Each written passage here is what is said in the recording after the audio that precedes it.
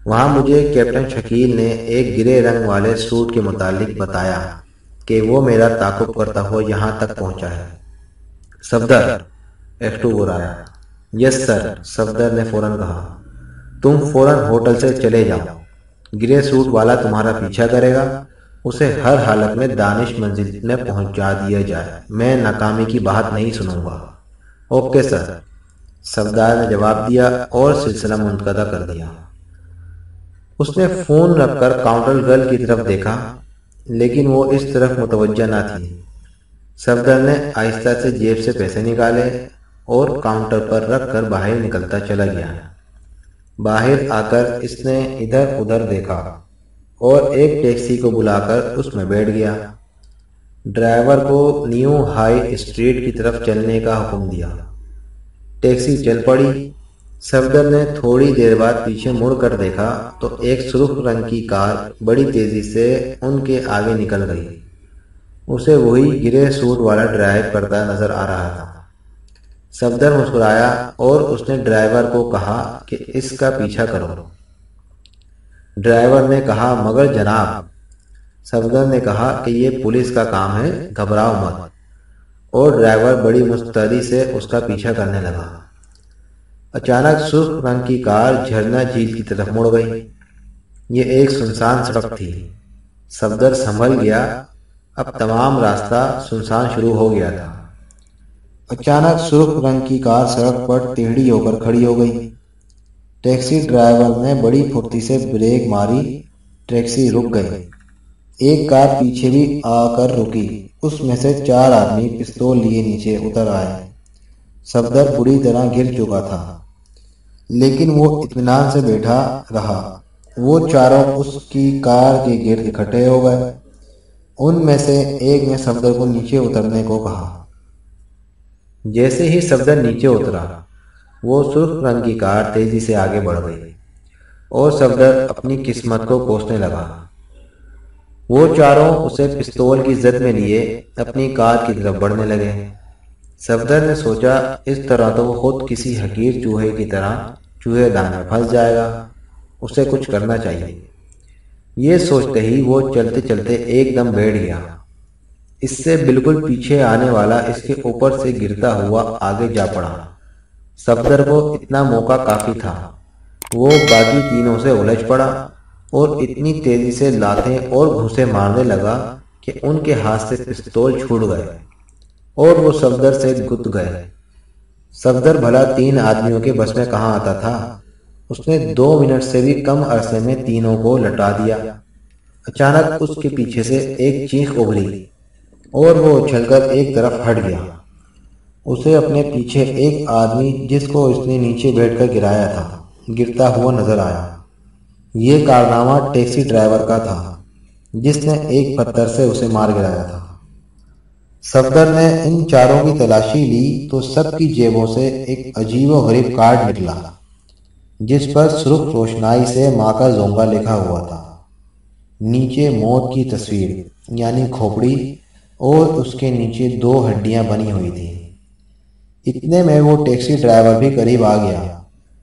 صفدر نے اسے تحسین آمیز نظروں سے دیکھا اور اس کی مدد سے ان چاروں کو اٹھا کر ان کی کار میں ٹھونس دیا اور خود ٹیکسی میں بیٹھ کر واپس شہر کی طرف چل پڑا۔ کیس کا اسے یقین تھا کہ وہ اس سرخ رنگ کی کار کو نہیں پا سکتا۔ وہ ایکس 2 سے سخت شرمندہ تھا۔ اب نہ جانے اس کی اس ناکامی پر ایکس 2 کا رد عمل کیا ہوگا، لیکن شاید ان کارڈوں کی وجہ سے جان بچ جائے۔ شہر آنے پر اس نے ٹیکسی فون بوتھ کے قریب رکوا دی۔ جیسے ہی گرے سوٹ والا ہوٹل سے اٹھا، کیپٹن شکیل نے اپنی جگہ چھوڑ دی۔ بل وہ پہلے ہی ادا کر چکا تھا۔ وہ تیر کی طرح گرے سوٹ والے کے پیچھے گیا۔ گرے سوٹ والا ایک سرخ رنگ کی اسپورٹس کار میں بیٹھ رہا تھا۔ کیپٹن شکیل نے تیزی سے ادھر ادھر دیکھا اور پھر وہ وڈگی کے آہستہ سے اٹھا کر پھرتی سے اندر گھس گیا۔ اتنے میں کار آہستہ آہستہ چل پڑی، پھر وہ تیزی سے بھاگنے لگی۔ کیپٹن شکیل ایک جھرری سے پیچھے کا نظارہ دیکھ رہا تھا۔ اچانک کار نے ایک ٹیکسی کو کراس کیا اس میں اسے صفدر کی قمیص کے کف میں لگے ہوئے مخصوص بٹن کی جھلک نظر آئی۔ پھر وہ سرخ ٹیکسی تیزی سے کار کے پیچھے بھاگتی ہوئی نظر آئی۔ اچانک کار رک گئی۔ کیپٹن شکیل نے بڑی مشکل سے خود کو سنبھالا، نہیں تو اس کا سر ڈگی کے ڈھکنے سے جا ٹکراتا۔ ٹیکسی کے بریک بھی بڑی تیزی سے لگے تھے۔ کیپٹن شکیل کو ڈر تھا کہ کہیں کار میں موجود گرے سوٹ والا اتر کر پیچھے نہ چلا آئے، لیکن کوئی نہ آیا۔ اس نے دیکھا کہ صفدر کی کار کے پیچھے ایک اور کار آ کر رکی اور صفدر 4 پستولوں کی زد میں نیچے اتر رہا ہے۔ ابھی وہ کچھ کرنے کا ارادہ ہی کر رہا تھا کہ کار تیزی سے چل پڑی۔ اب ساری اسکیم اس کی سمجھ میں آ گئی۔ تعاقب کو روکنے کا بہترین طریقہ استعمال کیا گیا تھا۔ کار تیزی سے چل رہی تھی، اچانک وہ کچے میں اتر گئی۔ اب کیپٹن شکیل سخت مشکل میں پھنس گیا، کیونکہ اسے خطرہ تھا کہ کہیں ڈگی کے اچھلنے یا خود اس کے اچھلنے سے گرے سوٹ والا ہوشیار نہ ہو جائے۔ لیکن کچے میں تھوڑی دیر ہی چل کر کار رک گئی اور وہ گرے سوٹ والا اتر کر ایک طرف چل پڑا۔ کیپٹن شکیل بھی پھرتی سے ڈگی میں سے اترا اور ایک درخت کے پیچھے چھپ گیا۔ سامنے ہی ایک کچی سی عمارت نظر آ رہی تھی۔ وہ کار سے اترنے والا شخص اس میں داخل ہو گیا۔ کیپٹن شکیل بھی عمارت میں داخل ہو گیا۔ عمارت کے دروازے کے بعد ایک راہداری بنی ہوئی تھی، جس کے دونوں طرف کمرے تھے۔ ایک دروازے کی درز میں سے روشنی کی پتلی سی باہر لکیر آ رہی تھی۔ کیپٹن شکیل بلی کی سی چال چلتے ہوئے اس دروازے تک پہنچا۔ اس کے ہاتھ میں ریوالور مضبوطی سے پکڑا ہوا تھا اور وہ انتہائی چوکنا نظر آ رہا تھا۔ اس نے دروازے سے آنکھ لگا کر دیکھا تو اندر 4 آدمی نقاب پہنے صوفے پر بیٹھے نظر آئے۔ گرے سوٹ والا ایک طرف کھڑا تھا۔ کیا رہا؟ ایک نقاب پوش نے پوچھا۔ سب ٹھیک ہے، گرے سوٹ والے نے جواب دیا۔ کسی نے تعاقب تو نہیں کیا؟ تعاقب کیا تھا، مگر ترکیب نمبر 4 سے روک دیا۔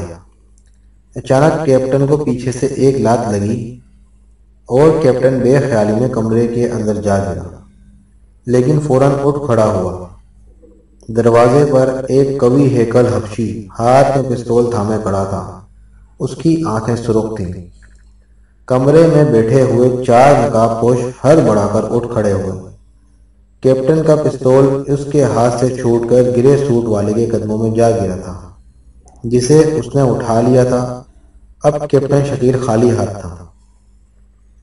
صاحب، یہ کتا باہر سے باتیں سن رہا تھا، حبشی گھرایا۔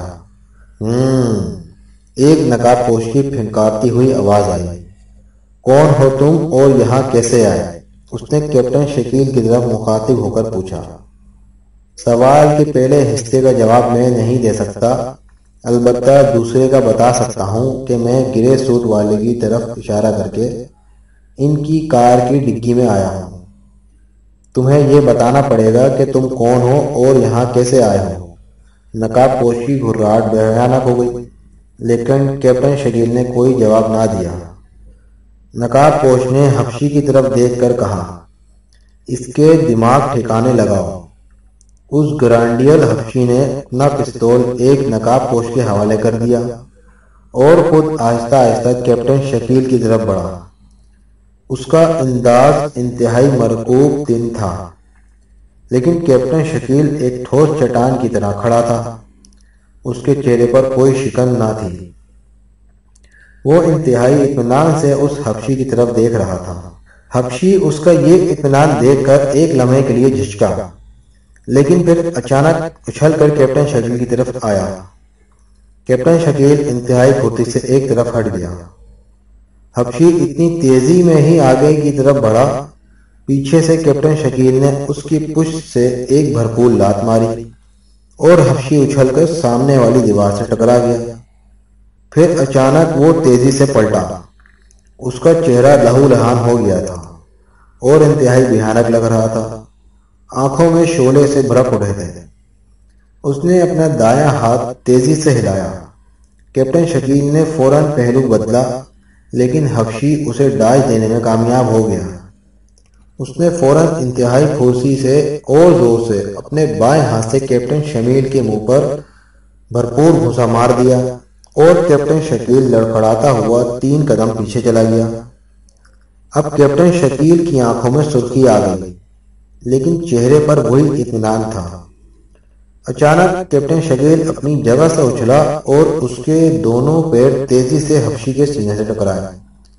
حبشی کے منہ سے ایک بھیانک چیخ نکلی اور وہ زمین پر گر پڑا۔ اس کے منہ اور ناک سے خون کے فوارے اگل پڑے۔ کیپٹن شکیل کی زوردار فلائنگ کک سے اس کی پسلیاں ٹوٹ گئی تھیں۔ وہ چند سیکنڈ کے لیے تڑپا اور ٹھنڈا ہو گیا۔ چاروں نقاب پوش ایک لمحے کے لیے حیران رہ گئے۔ کیپٹن شکیل انتہائی تیزی سے گھما اور دوسرے لمحے گرے سوٹ والا اس کے ہاتھوں میں تھا۔ وہ دروازے کی طرف بھاگا۔ گرے سوٹ والا اس کے ہاتھوں میں ایک بے بس پرندے کی طرح مچل رہا تھا۔ اچانک نقاب پوشوں کو ہوش آیا۔ ایک نے گولی چلا دی، لیکن بے سود، دروازے کے سامنے والی دیوار سے ٹکرائی تھی۔ کیپٹن شکیل راہداری کے آخری سرے تک دوڑتا چلا گیا، پھر اچانک پلٹا اور ایک ساتھ کے کمرے میں گھس گیا۔ گرے سوٹ والا اب بھی اس کے ہاتھوں میں مچل رہا تھا، لیکن کیپٹن شکیل نے اس کا منہ سختی سے دبا دیا۔ نقاب پوش ڈرتے ہوئے راہداری میں آئے، لیکن کیپٹن شکیل انہیں نظر نہ آیا۔ وہ راہداری سے باہر نکل گئے۔ وہاں بھی کیپٹن شکیل کا کوئی پتہ نہ تھا۔ اتنی جلدی بلا کہاں جا سکتا ہے؟ ایک نقاب پوش نے کہا۔ پتہ نہیں، ایک گھرراہٹ بلند ہوئی۔ کہیں پچھلے دروازے سے تو نہیں بھاگ گیا؟ پہلے نے کہا، اور چاروں پچھلے دروازے کی طرف بھاگے، لیکن وہاں بھی نہ تھا۔ ایک نقاب پوش نے، جو ان کا سردار تھا، تینوں کو عمارت کے مختلف کونوں میں دیکھنے کے لیے بھگا دیا اور خود بلڈنگ دیکھنے کے لیے گیا۔ اتنا وقفہ کیپٹن شکیل کے لیے کافی تھا۔ اس نے گرے سوٹ والے کو ہاتھوں پر اٹھایا۔ اس کے منہ پر ہاتھ رکھنے کی وجہ سے وہ بے ہوش ہو گیا تھا۔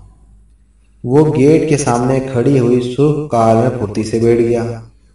گرے سوٹ والے کو اس نے پچھلی سیٹ پر پھینکا اور پھر انتہائی تیزی سے کار بریک کی اور سڑک پر تیزی سے دوڑاتا ہوا ایک طرف چل پڑا۔ اس کی کار کی پچھلی طرف سے گولیاں ٹکرائیں، لیکن جلد ہی اس کی کار پستول کی رین سے نکل گئی۔ چند ہی لمحوں میں وہ جام نگر والی سڑک پر تھا۔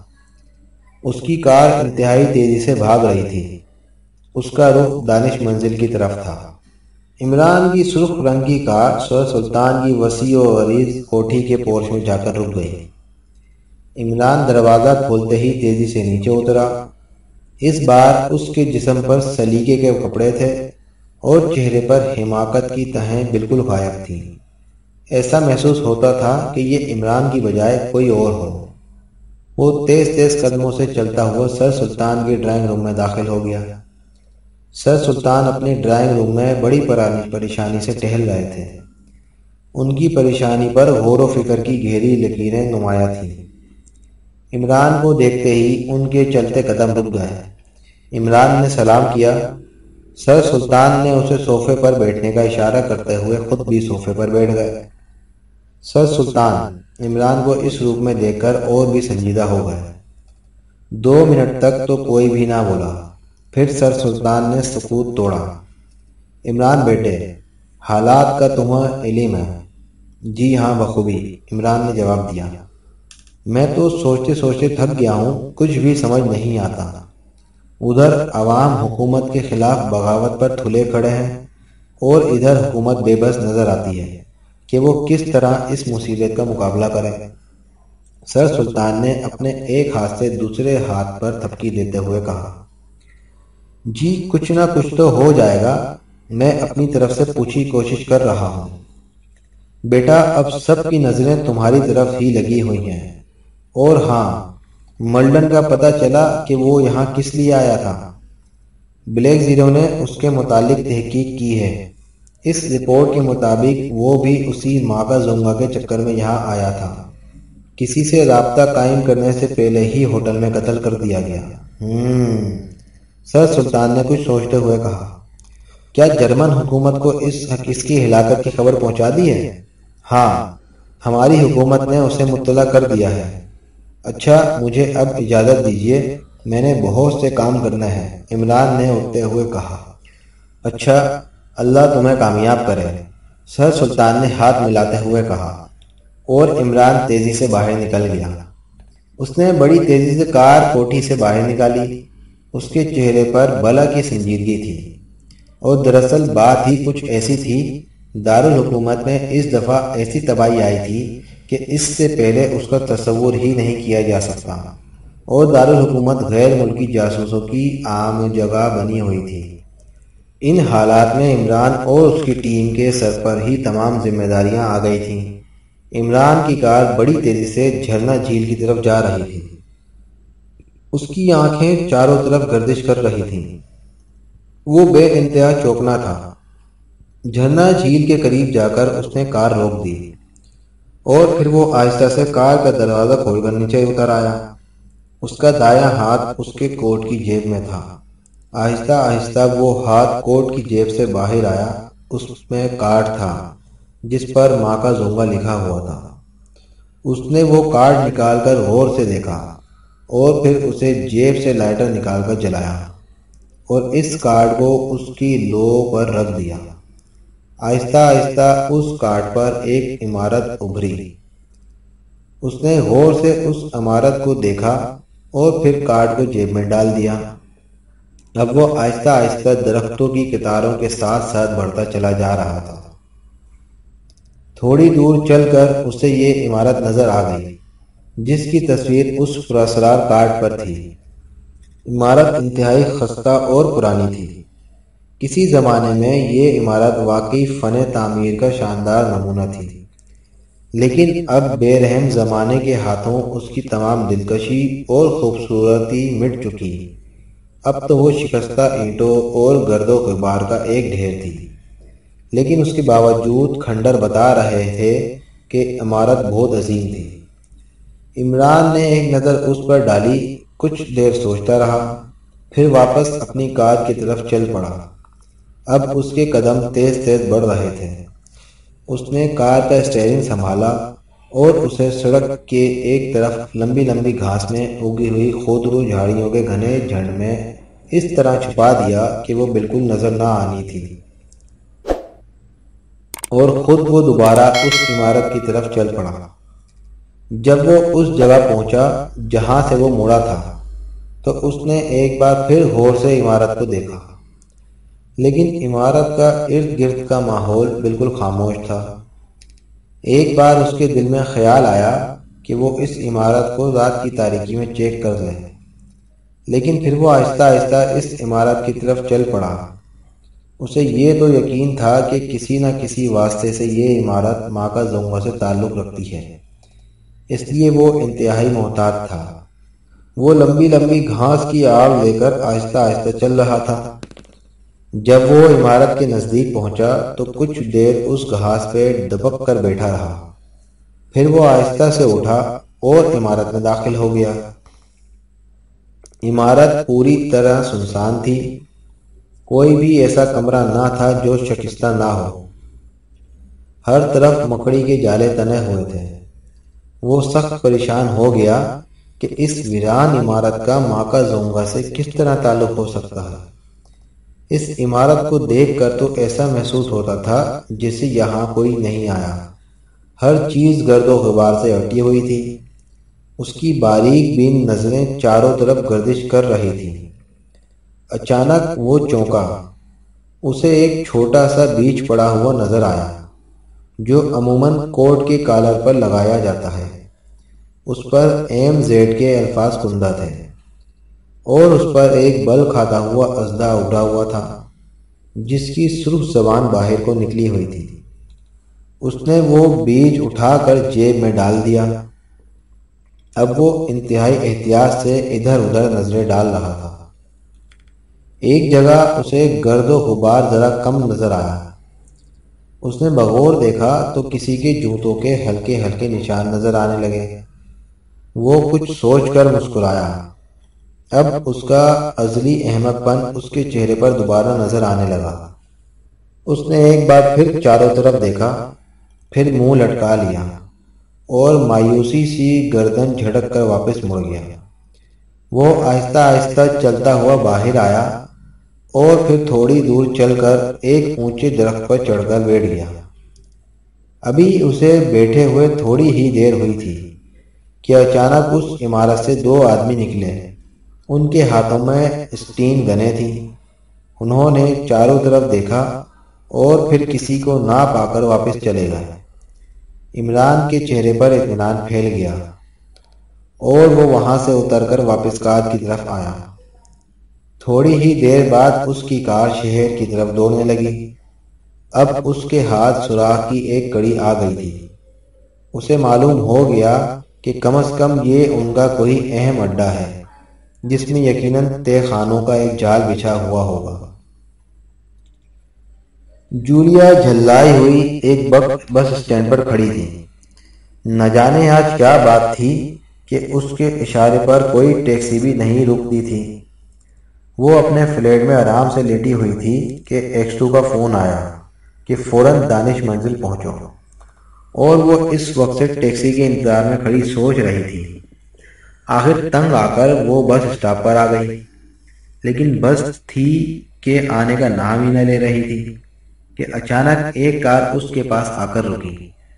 اس میں سے عمران اپنی تمام تر حماقت بابینیوں سمیت تشریف فرما تھے۔ جوزف کار ڈرائیو کر رہا تھا۔ عمران نے اسے دیکھتے ہی آنکھیں جھپکنی شروع کر دیں۔ میں نے کہا کہ محترمہ اندر تشریف لائیے، دھوپ میں رنگ کالا ہو جائے گا۔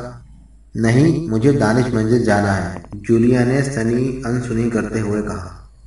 تو میں تمہیں کون سا تمبارے میک اپ لے جا رہا ہوں؟ عمران نے آنکھیں جھپکا کر کہا۔ میں بھی تمہارے سسرال ہی جا رہا ہوں، عمران نے دروازہ کھولتے ہوئے کہا۔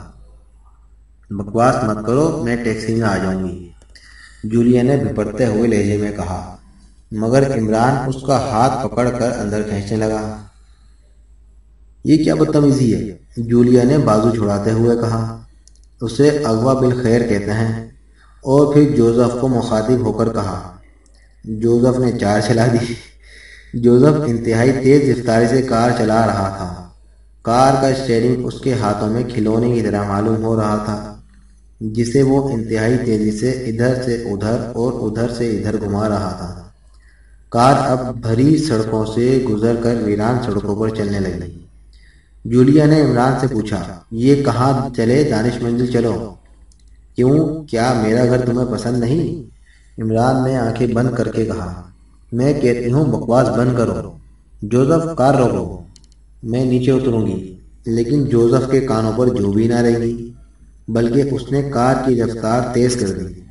جولیا نے جھنجھلا کر کار کے دروازے پر ہاتھ رکھا تو ایک سرد سی آواز آئی، پاگل نہ بنو جولیا، ہمارا تعاقب ہو رہا ہے۔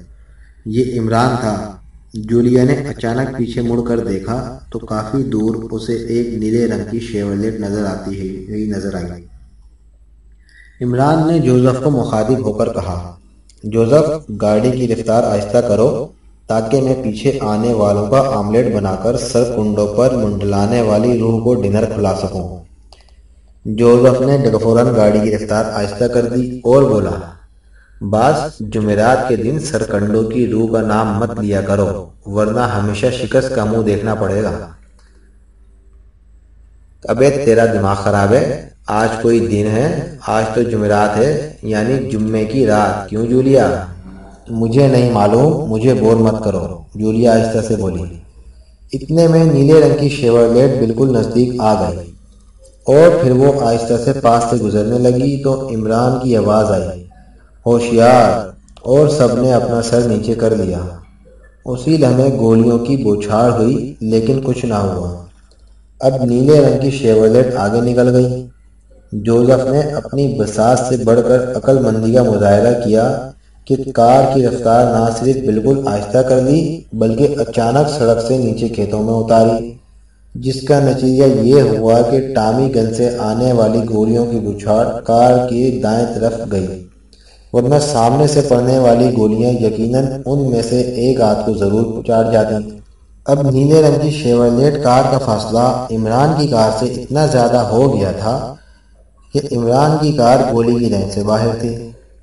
جوزف کار کو پھرتی سے واپس موڑ دو، عمران نے تحکمانہ لہجے میں کہا، اور جوزف ڈرائیونگ کا انتہائی حیرت انگیز کمال دکھاتے ہوئے تقریباً 50 میل فی گھنٹہ کی رفتار سے جاتی ہوئی کار کا ایک دم اسٹیئرنگ موڑ لیا، اور کار صرف 2 پہیوں کے بل ایک چکر کھاتی ہوئی یک بیک ہو گئی۔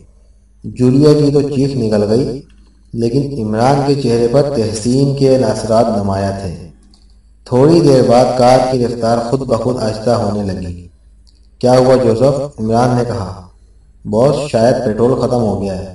پیٹرول ختم ہو گیا؟ گدھے، جب چلا تھا تو پیٹرول چیک نہیں کیا تھا؟ باس، غلطی ہو گئی، اب پھر غلطی کا خمیازہ بھگت، چل باہر نکل اور 500 ڈنڈ نکال۔ باس، مر جاؤں گا۔ مر جاؤ، فاتحہ میں دلواؤں گا، اور وعدہ کرتا ہوں تیرا مزار بھی بناؤں گا اور ان پر جنگل کے جنگل اگاؤں گا۔ کیا تمہارا دماغ خراب ہو گیا ہے؟ جولیا عمران پر برس پڑی۔ جوزف، میں نے کیا کہا ہے؟ عمران نے جولیا کا کوئی نوٹس نہ لیتے ہوئے کہا، اور پھر جوزف کو نیچے اترنا پڑا، اور پھر وہ کار کے پیچھے ڈنڈ نکالنے کے لیے گیا، لیکن عمران نے اسے بیچ سڑک میں جانے کا حکم دیا۔ جولیا کو اس وقت شدید غصہ آ گیا۔ بھلا یہ بھی کوئی مذاق کا وقت ہے؟ اس نے عمران کو جھنجھوڑ ڈالا، لیکن عمران مزے سے چیونگم چباتا رہا، اور جوزف غریب سڑک کے درمیان کھڑا ڈنڈ نکالتا رہا۔ اس کا چہرہ پسینے سے تر ہو گیا۔ اچانک وہ کھڑا ہو گیا۔ باس، اس بار معاف کر دو، آئندہ غلطی نہیں ہوگی۔ تم کھڑے کیوں ہو گئے؟ میرے حکم کی عدم تعمیل پر 100 ڈنڈ اور جرمانہ۔ جلدی کرو ورنہ 100 اور جوزف جلدی سے دوبارہ ڈنڈ نکالنے لگا۔ جولیا کا غصے سے برا حال تھا، اس کا بس نہیں چلتا تھا کہ وہ کیا کرے۔